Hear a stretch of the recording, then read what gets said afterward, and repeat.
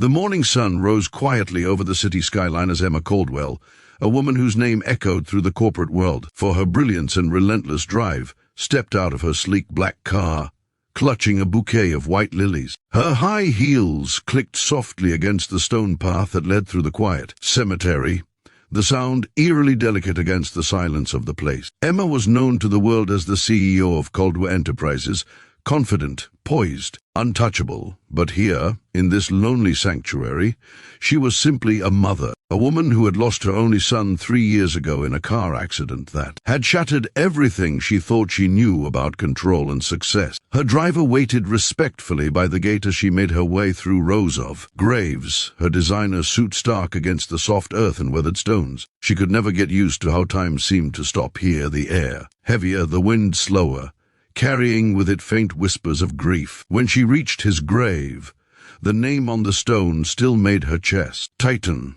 Daniel Caldwell, beloved son, dreamer, and friend. She knelt down, brushing her hand against the cool marble as if touching his cheek one more time. "Hey, Danny," she whispered, her voice trembling despite the years that had passed. "I got that promotion you always wanted me to chase. Remember how you used to tell me I was unstoppable? I wish you were here to see it, sweetheart." Her eyes blurred with tears as she placed the lilies down, their scent mixing with the faint earthy aroma of morning dew. She stayed there for a long moment, just breathing, remembering the laughter of her boy, his love for sketching, his way of making every dull day bright. Guilt gnawed at her heart as it always did. She had been at a meeting in Singapore when she got the call about the accident. She still remembered the hotel room spinning around her, the sound of her phone dropping to the floor, the world collapsing beneath her feet. For 3 years she had carried that pain quietly, burying herself in work, convincing herself that building her empire was a way to keep him alive. But today felt different. There was a strange stillness in the air, a kind of presence she couldn't explain. She looked around the cemetery and saw a woman in the distance, a young Spanish woman, maybe in her early 30s, wearing a faded red scarf and holding the hand of a little girl who couldn't have been more than 6. The woman's shoulders shook with silent sobs as she knelt before a grave nearby, and Emma noticed the girl clutching a small stuffed bear, staring at the grave with wide, confused eyes. Something about the scene drew Emma in, perhaps the rawness of the woman's grief, or the way the little girl tried to comfort her by patting her arm. Emma didn't want to intrude, but when the woman suddenly stumbled and nearly fell, Emma instinctively rushed forward, heels sinking slightly into the damp grass.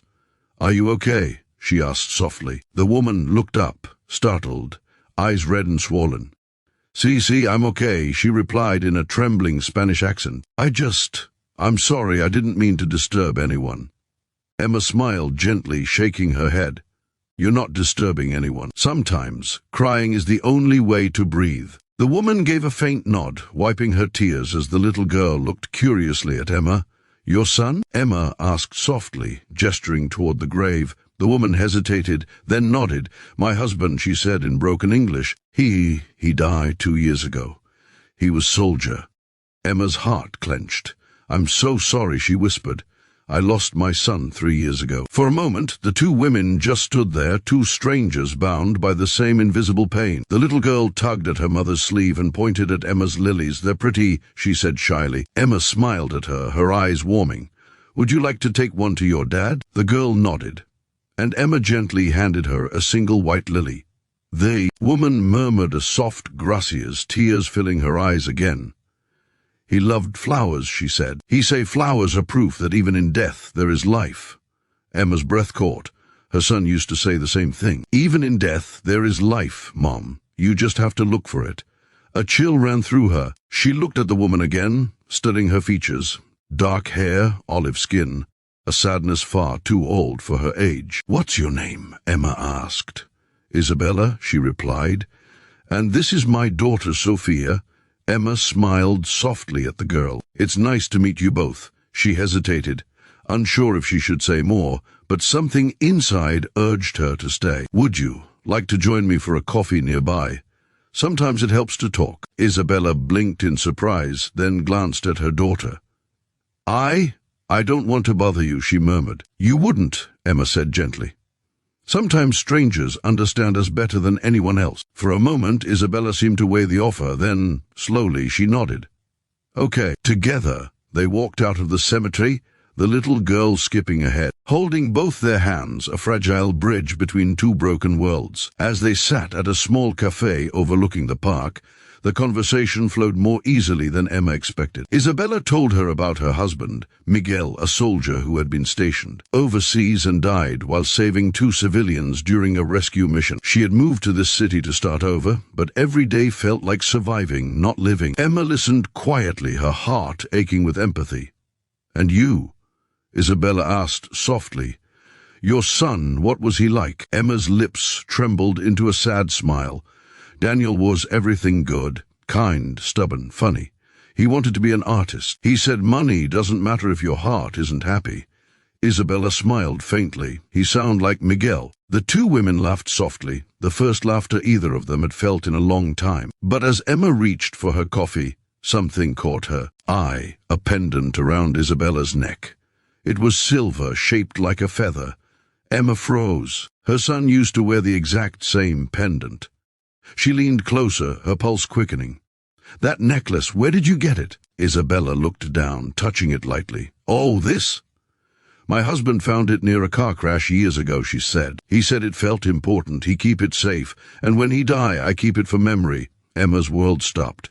A car crash. 3 years ago. Her son's accident. Her breath hitched as she whispered, Where was this crash?" Isabella frowned, trying to recall. "Near Old Highway, outside Chicago," she said slowly. "My husband said a young boy was in that car. He tried to save him, but—" She paused as she saw the color drain from Emma's face. Emma's hands trembled, her heart hammering painfully. "That boy was my son," she whispered. The cafe seemed to fade away, the world narrowing to that one moment of impossible connection. Isabella gasped, tears spilling down her cheeks. Dios mío, Miguel tried to save him. He never forgave himself that he could not. Emma covered her mouth, sobbing quietly, torn between grief and gratitude. "Your husband, he was the last person to see my son alive," she choked. Isabella reached out, her hand trembling as she placed it over Emma's. "Then maybe they are together now," she said softly. The little girl looked between them, confused but sensing something sacred. The sun broke through the clouds just then, casting a golden light over their table. Emma felt a strange peace wash over her, the first she had felt in years. "Maybe they are," she whispered. They sat in silence for a long time, their hearts somehow lighter, the pain less sharp. Life had a strange way of bringing people together, sometimes through joy, often through pain, but always for a reason. And as Emma looked at Isabella and Sophia, she realized this meeting wasn't random. It was fate, her son's way of saying he was okay, and that she needed to live again. Little did she know, this encounter would lead to something far greater, something that would change all their lives forever.